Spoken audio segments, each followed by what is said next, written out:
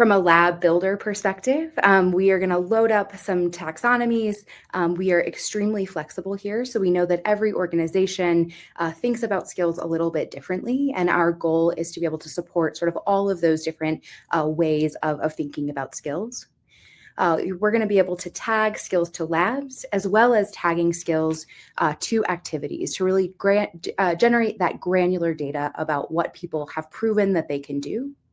And then finally, when we publish those labs, the skill data will appear as metadata. So you can leverage that in order to curate experiences and aid discovery for users.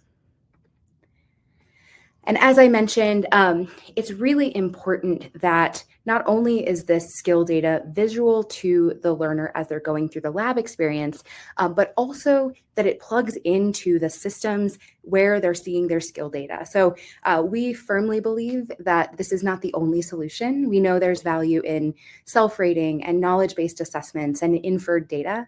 But when it comes to making those individual talent level decisions based on technical skills, we know that we're going to need sort of this high fidelity data. And that's why our APIs, as well as our data exports, enable us to put that data into the systems where it's going to be the most meaningful, both for the organization and for the learner.